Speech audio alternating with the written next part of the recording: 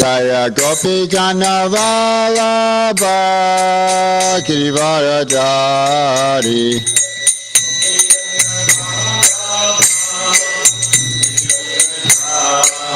Jasoda Nandana Vrajana Ranjana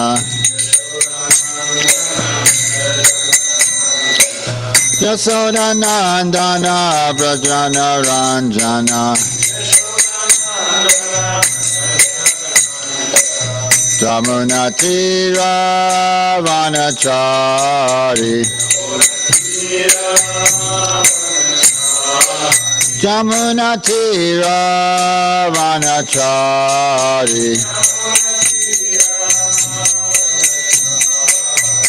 Jaya Radha Madhava Kunja Bihari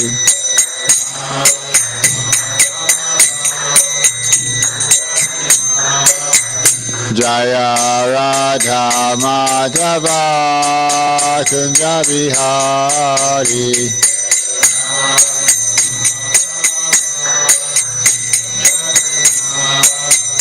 Jaya Gopi Jana Vallabha Girivaradhari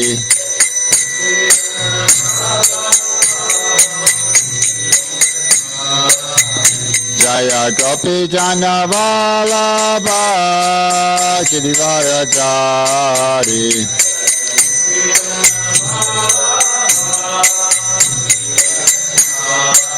Jasoda Nandana Vrajana Ranjana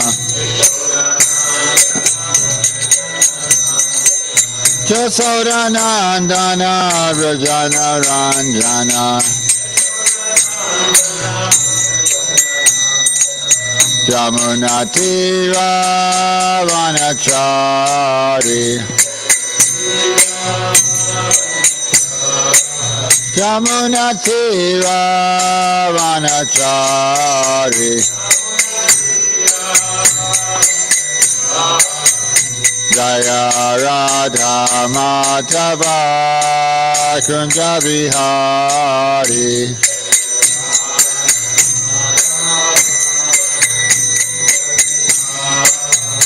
Jaya Radha Madhava Kunja Bihari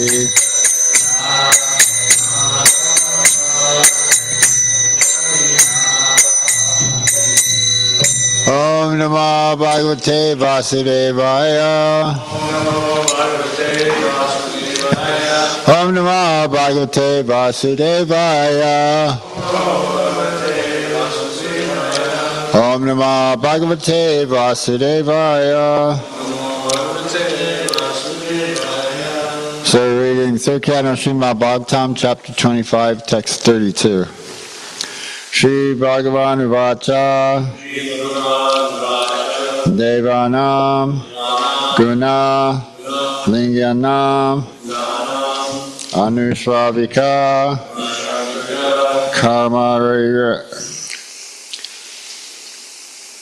Karmaninam Sattva Eka Evaka Manaso Vritti Svabhavtir Tu Ya Animita Bhagavati Bhakti Shidhir Karyasi Shri Bhagavan Uvacha Devanam Gunalinganam Anusravika Karmanam Sattva Evaka Manaso Vratas Svavipakituya Anamita Bhagavati Bhakti Shritir Karyasi Shri Bhagavan Uvacha Devanam Gunalinganam Anusravika Karmanam Sattva evaka manaso vritti svavapakituya animita bhagavati bhakti shritir garyasi. Shri Bhagavan Uvacha Devanam Gunalinganam Anushavika Karmanam Sattva Evaka Manaso Vritti Svavaki Tuya Animita Bhagavati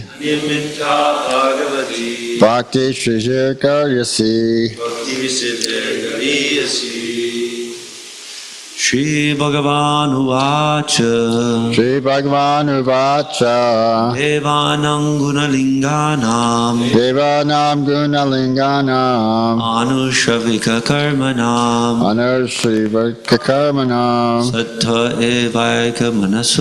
Sattva Evaika Manaso Vritti Swabhavaki Tuya Animita Bhagavati Bhakti Siddhir Gariyasi Bhakti Shrijir Gariyasi. Shri Bhagavan Uvacha Shri Bhagavan Uvacha Devanam Gunalinganam Anushavika Karmanam Sattva Evaika Manaso Vritti Swabhavaki Tuya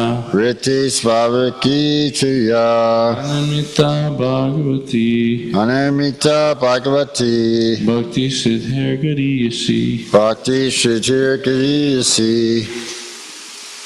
Shri Bhagavan Uvacha Devanam Gunalinganam Anushravika Karmanam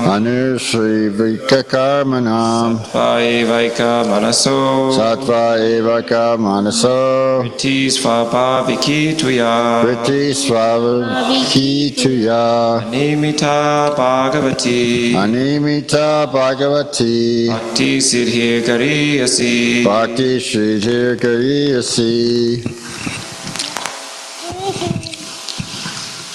Shri Bhagavan Uvacha Devanam Gunalinganam Anushavika Karmanam Sattva Evaka Manaso Vritti Svavaki Tuya Animita Bhagavati Bhakti Siddhir Gariyasi.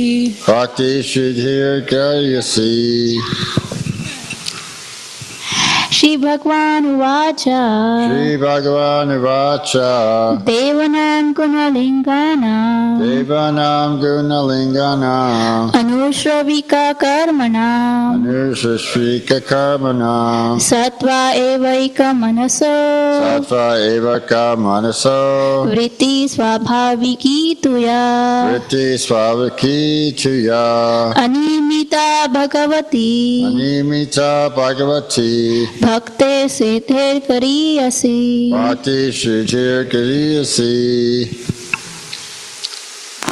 we'll go to online shares.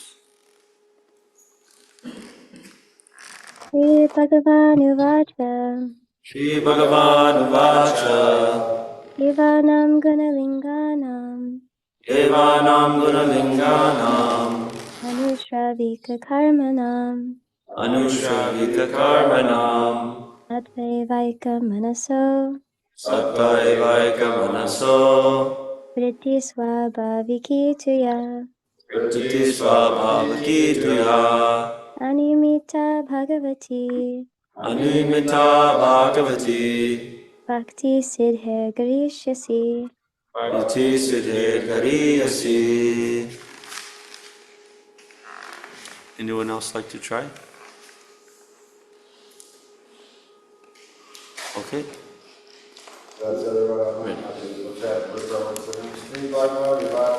Shri Bhagavan Vasha.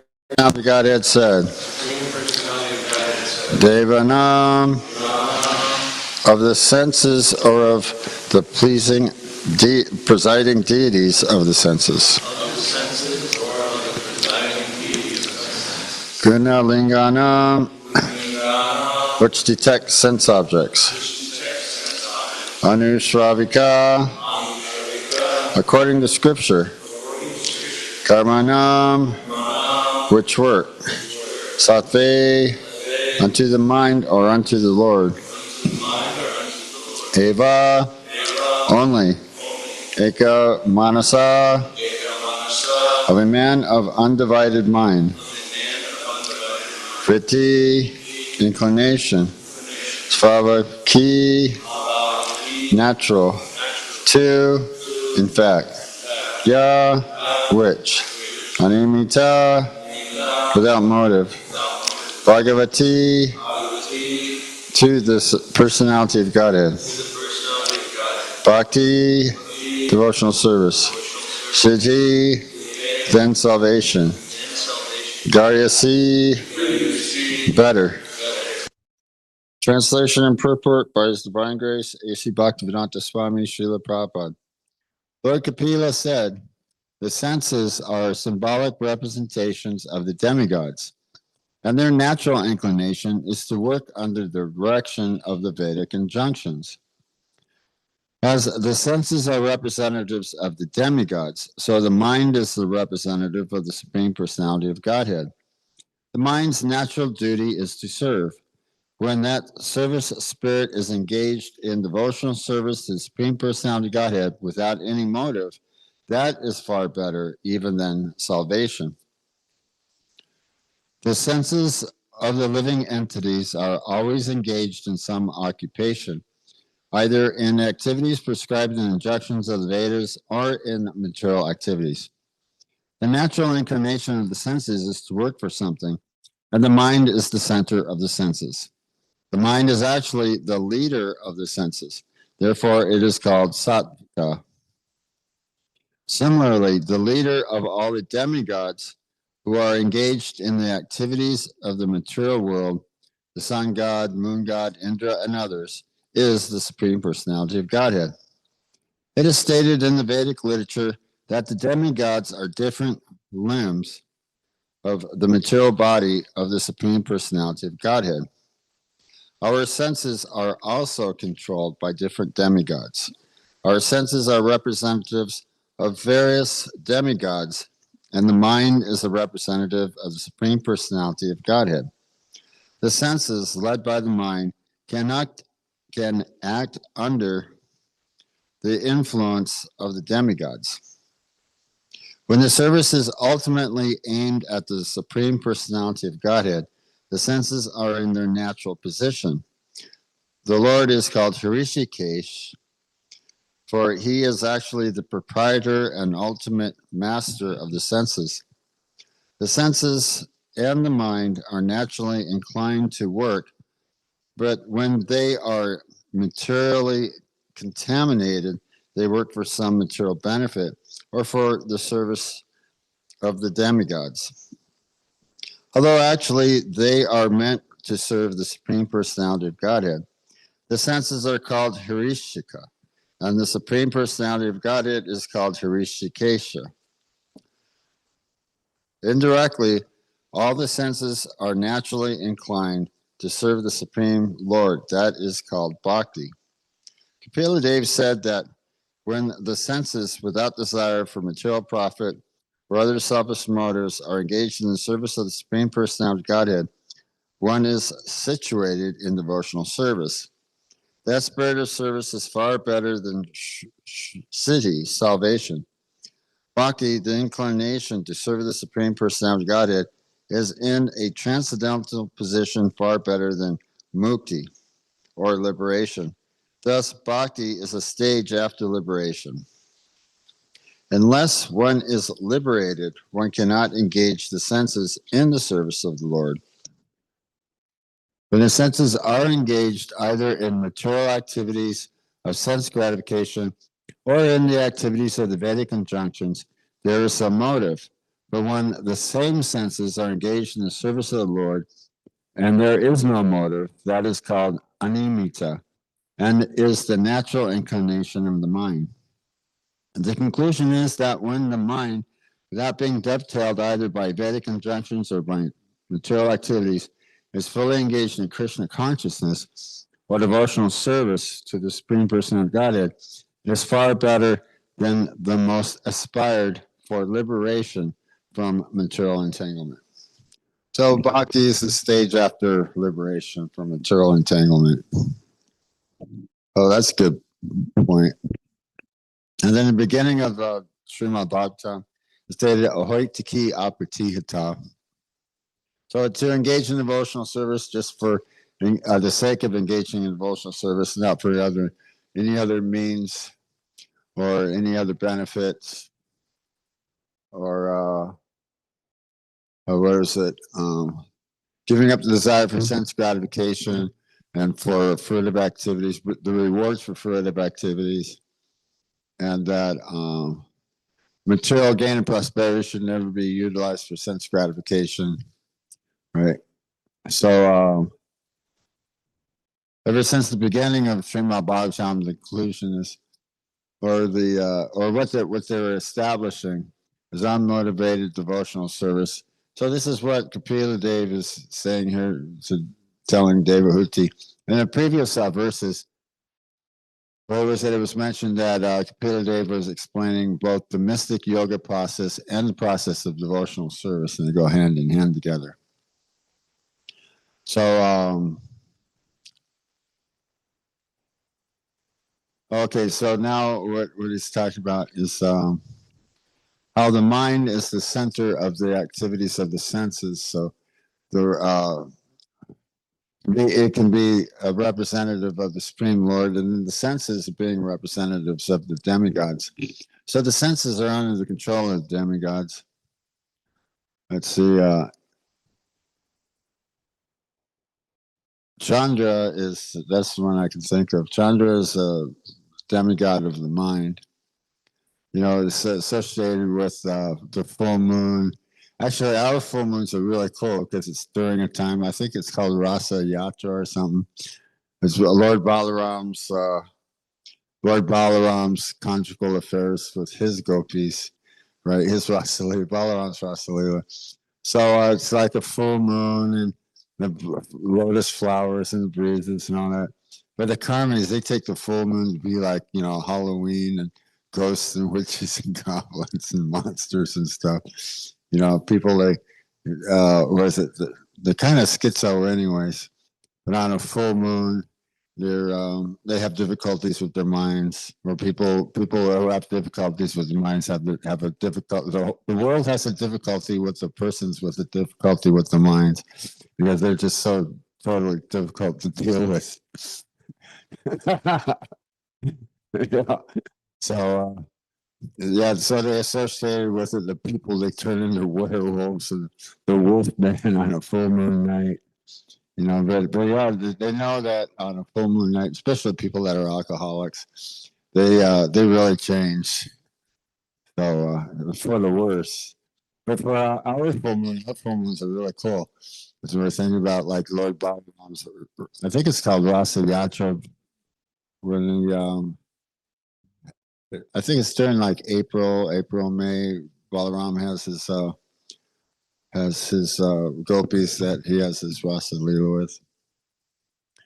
So let's see what else. So since the senses are centered about the mind, Bhagavad Gita gives a lot of different verses on this. It is that the mind is superior to the senses, and the senses are superior to dull matter. So you got the working senses, and then you have the knowledge acquiring senses. And that's actually like, you know, what comes all together, you know, it's smell of vision, smell, feel of vision in our TV sets of our minds.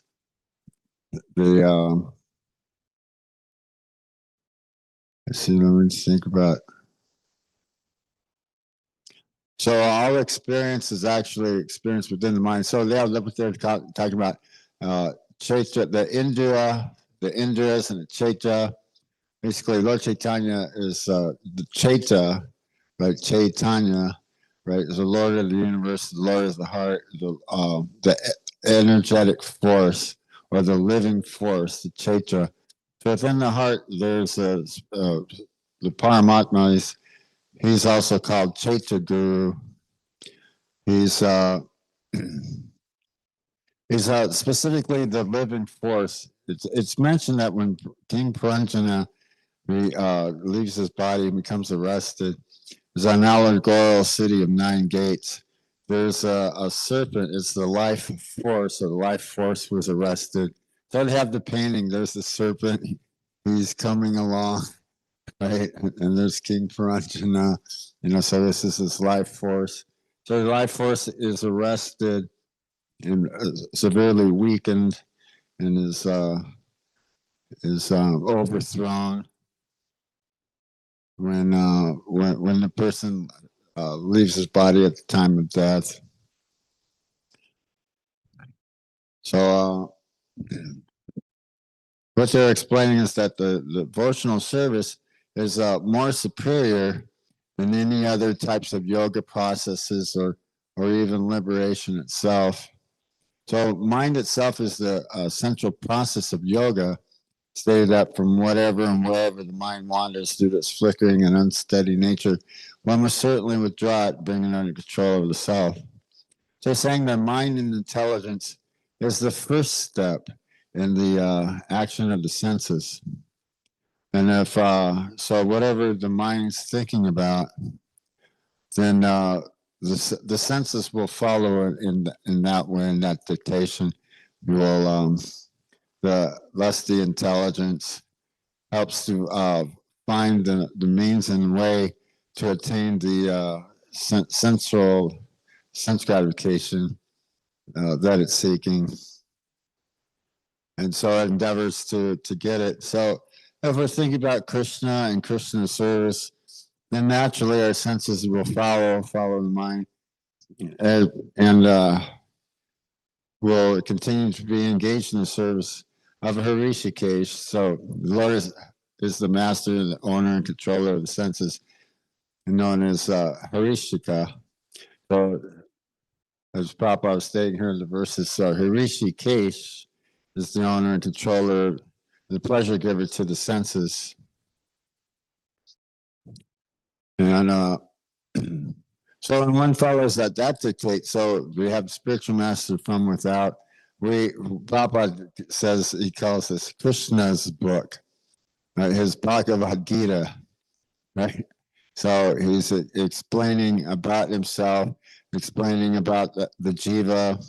There's a lot of emphasis on aham brahmasmi, that I'm not the material body, and that the actual real service is not to the senses of the material body and false identification of ourself and service to our society, or service to our dog or cat, or to anything else.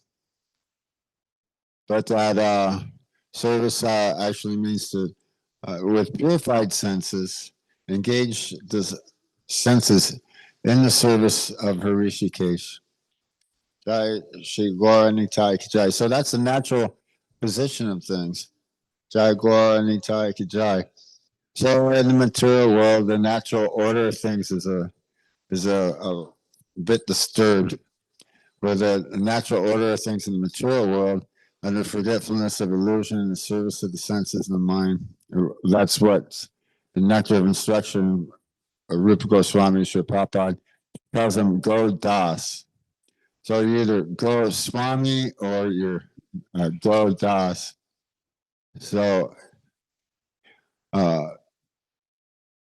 yoga in the cities or in the yoga societies is a farce, but it's the actual real aim of yoga is lost. They're not engaging in yoga for the sake of performing devotional service, but they're performing yoga to reduce some fat or try to concentrate the mind, try to study better, have better sex life better. So, and they don't have any rules. Actually, the animals aren't actually supposed to be eaten, but they're eaten by the demons. That's their qualifications, that they eat the animals for the palate or the tongue. Actually, Satsvik Das Goswami made this statement one time. He said, it's not so much punishable really as to identify with the material body, but because of your identification with the material body, you harmed others for your sense gratification. That's sinful activity, right? So because of, we're all here in the material world, we're under a bodily identification, so illusion. So the whole process to engage in devotional service, to understand that we're eternal servants of Krishna. Prabhupada was saying, Nitya Srupa Hoy Nitya Krishna Das. He was also talking about Nitya Nityanam Chaitananam, as the Supreme Lord being the Supreme Eternal amongst all other eternals. So he's saying Nitya, so singular, right? And Nityanam, plural, for all of the living entities. So the living entities were superior spiritual energy, being marginal energy. We're now under the control of the material energy.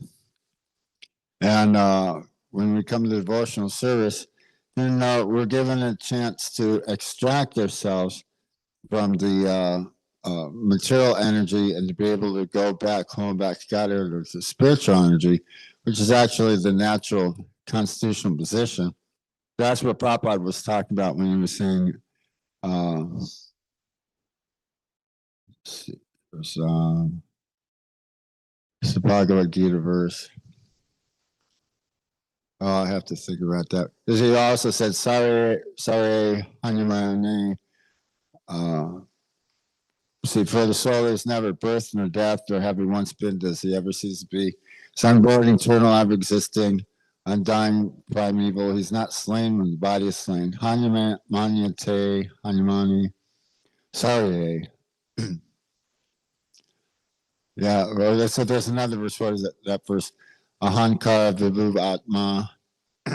So a bewildered spirit soul under the influence of the material modes of nature thinks himself to be the doer of activities which is actually carried out by nature. Or the bewildered spiritual soul, as if seated as on a chariot, right? What is it? And the horses are compared to the senses. And so the rein is considered to be the mind, and you have the driver, the intelligence, and driving the self. But with uncontrolled, unbridled senses, then it's just running mad. It's a runaway chariot. So with little or very no control. So that's exactly what's taking place in the material world. We have little or no control over our happiness and distress in the material world, which comes of its own accord. So Bhagavad Gita states that too. Lord Kapila Dev, he also mentioned that. So in the material world, Prabhupada is saying, problems. All they've got is problems. They just simply got problems. So yeah, other problems that they're trying to solve are some really bad solutions. I kind of wonder about these. They're going with the worst thing. You'd think there'd be like lots of proposition put forward and lots of inventors or have different ideas or whatever, but why do they specifically go with one idea rather than the other idea? And they're probably pretty much all really bad ideas anyways. So it kind of tells me maybe the person had that idea, maybe had more money or something. And he was like, one of the Rockefellers who's more wealthier than anybody else. So they're really going with what they say, and their solutions are really bad. It's either that or they just really don't really care that much, but they don't think that people who, should really have this anyways. But here's some scraps, some bones, kind of tossed to you. Here, try to figure out the miseries of the material world with this crappy solution. So, yeah, and the technology that it keeps changing. Papa says that they become more implicated in their it's like the spider. The spider makes a spider web, and so the fly gets caught in the spider web, and the fly tries to get out. And the more the fly struggles in the web, the more the fly becomes entangled. So that's what he was saying to Prabhupada. Was saying that materialists that are becoming more implicated in Maya's complexities, trying to solve the problems of birth and death. Well, that's actually the real problem. They don't know the problem is birth and death, disease, and old age. They're thinking the problem is, how to protect yourself from the rain, how to protect yourself from venereal diseases, right? Or that's their, or how to keep from getting pregnant, right? Or better facilities for eating, sleeping, mating, defending. So that's the aim of the focus, the scope of the focus. Is eating, sleeping, mating, and defending. So our focus is more on the spiritual platform, as that we're the spiritual soul, we're not the material body, and that we're not meant for suffering in the material world in the 8,400,000 species of life, but to go back home, back to Godhead, and engage in devotional service with the Supreme Person of Godhead in our original Swarup, our original eternal spiritual form. So that's what Lord Kapila Dev is explaining. There's the mystic yoga process, the yamas and the niyamas, and take our asana, right? And we chant our japa, rather than, which is the exact same thing as meditating on Super Soul. When we see the deity, we start a meditation with the lotus feet and rise a little higher. His ankles, he has his jewelry and his bangles, his anklets, toe rings, right? Yellowish garments. Okay, now you're coming up. There's the crowd, right? So rise a little higher, right? And there's the Supreme Person I've got it. He has his hands and has his rings and bracelets, and he's holding a lotus flower. So a little higher, thin waist, broad chest, right? So then under two arms, he's holding the wheel of a chariot, or the Susan chakra, and the conch shell. And so then you get through the face, so it's a contented smile. His teeth appear like jasmine buds. He's wearing shark-shaped earrings. Oh yeah, there's an inscription on the back of the Kashuba gem. I believe it's either a duck or a swan. So that's pretty cool. I wonder who the Lord's engraver is. with the back end story. I was going to look that up, what the back end story of that is. Somehow or other, the Supreme Person of Godhead has no other source other than source, and he has always existed, right? And there's specific characteristics. He's a Brahmana. He's in charge of the material through what's material nature. The material nature manifests and manifests itself eternally. There's the eternal spiritual world. Everyone's engaged in specific services, So there's a specific structure that's all set. Whatever the Supreme Personality of Godhead does, it's all good. He can even fulfill many functions all together at the same time. You know, kill one demon, a piece of devotee. You know, that Krishna's done that many times that we're reading Krishna book, where he called it, what do they call it? Killing two birds with one stone, right?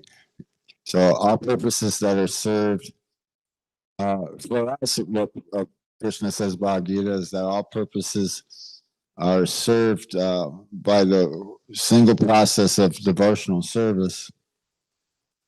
You know, there's that takes care of everything, all the problems of birth, death, disease, and old age. The problem of the self or the spiritual soul being in the material world, you know, where they had to develop big, giant psychological profiles to try to identify id, ego, superego, self, you know, where Atma is referred to as body, mind, and self. So that's why the sannyasi has a tree dandi. The Mayavadis have an eka dandi. It's just eka means one. It's just a staff.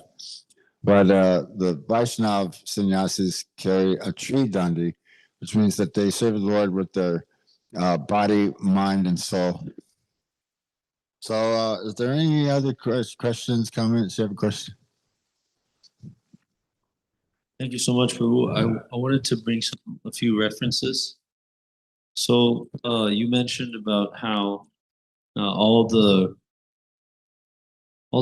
purposes are served by one large reservoir of water that are served by multiple small sources. Right. Yeah. So in this verse, Lord Kapiladeva is exactly explaining that you'll get mukti, which means you'll solve all the problems of life, but you'll get even more than that by the process of bhakti. So there's many references that came up when this is from the introduction of Bhagavad Gita, and I'll put it on the screen real quick. It says, when we are materially contaminated, we are called conditioned. False consciousness is exhibited under the impression that I am the product of material nature. This is called false ego. When one who is absorbed in the thought of bodily conceptions cannot understand his situation. Bhagavad Gita was spoken to liberate one from the bodily conception of life, and Arjuna put himself in this position in order to receive this information from the Lord. One must become free from the bodily conception of life. That is the preliminary activity of the transcendentalists. And then you mentioned about the Rishikena, Rishikesha. So the idea is that we're inside this yantra rudhani mayaya. So it's a machine.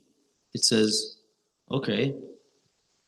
And when we understand properly that I am not the proprietor of this body, Krishna is the proprietor of the body, like the senses, and the mind. I wanted a certain type of body to use for my sense gratification. He has given it, and I'm not happy. Therefore, I shall learn how to use this machine for the proprietor. This is called bhakti. Rishikena Rishikesha, Sevanam Bhakti Ruchate. Because Krishna is the proprietor of the senses, he is the proprietor of this body. So when this body will be utilized for Krishna's service, that is our perfection of life. And then there was another one that I found here. And this is actually from Narada Bhakti Sutra, which is cool. And it states that there is no question of lust in the execution of pure devotional service, because in it, all material activities are renounced.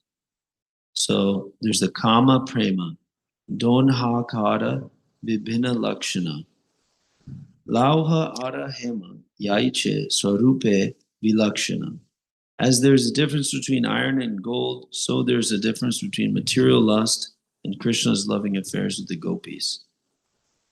Atmendriya priti vancha, thare balikam, Krishnendriya priti icha, dare premanam. To satisfy one's own senses is called lust, while the desire to satisfy the senses of Krishna is called prema, love of God.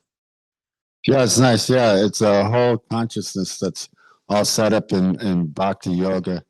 There's one of the speakers in the class I was listening to. I think what they said, Prabhupada said that we kind of have a tendency to forget that bhakti and devotional service is also yoga. Yoga means to serve the Supreme, or yoga means to link with the Supreme. So, but the whole process of yoga is their detachment. We're not the material body, the spiritual soul. The functions of the senses, subtle sense objects, the mind, concentration of the mind, proper use of intelligence, proper identification of the self. Right? It's all there in the Vedic context. You have a question?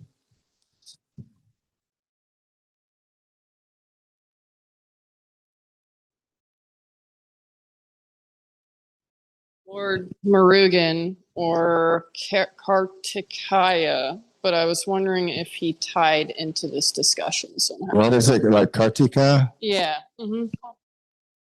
Kartika? Mm-hmm. Something about wisdom, victory, war, and divine youth. Is that from Bhagavad Gita? No, I just saw a symbology that ties back to him while this discussion was going. Yeah, I guess because I think Kartikeya is also in Srimad Bhagavatam. Is it Kartikeya, son of Lord Shiva? Okay, Kartikeya is son of Lord Shiva because it's Ganesh. Yeah, I'd have to look up to see what the context of that are.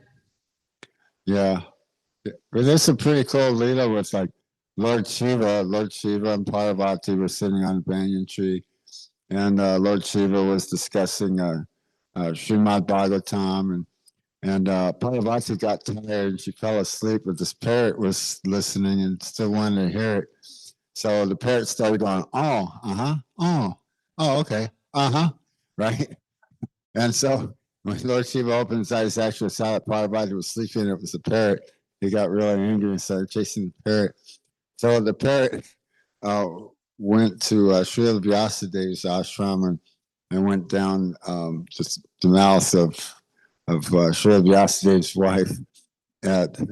He wanted to hide from Lord Shiva, and that's why Sukadeva Goswami is a parrot-like person. He's actually really is a parrot, and he took birth as a human being, and to escape from being killed by Lord Shiva because he was hearing the Srimad Bhagavatam.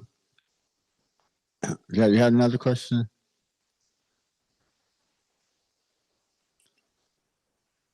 Actually, I see symbology all the time in my third eye. And so what I saw was 3 lights and 3 lights, so 6. And then, of course, Lord Murugan or Kartikeya has 6 heads. And so when we're sitting here and we're talking about like basically destruction of certain materialistic wants and needs becoming a rebirth, which then if this being is a son of Shiva, then that is, he's a rebirth of the destruction itself of Shiva and being reborn. So, right. Yeah, I could kind of see what you're saying on that. Yeah. Well, the one thing that you did mention that is apparent is speakers that I listened to have been bringing this up, is that actually in the material world, everything is cylindrical. Everything goes like, a circle of birth, death, disease, and old age, a whole circle or cycle of the 4 yuga cycles, Satya, Treta, Dwapara, and Kali, and they rotate. And the universe, the material universes are eternally rotate, manifestation and unmanifestation. So I said it's all cylindrical, or everything moves in cycles. And you mentioned that when you mentioned this symbology, Kartikeya, the 6 heads, and it's the birth and death of the living entity. It's all cycles. Everything all moves in cycles. But yeah, they're talking about like there's the Hindu trilogy. There's 3. There's also 3 Brahman, Paramatma, and Bhagavan. So there seems to be like a repeating numerical mathematical basis of our philosophy as well. Yeah. So those are some nice comments. Is that kind of, yeah. Okay. Any other questions or comments? Okay. Srimad Bhagavatam class key jai.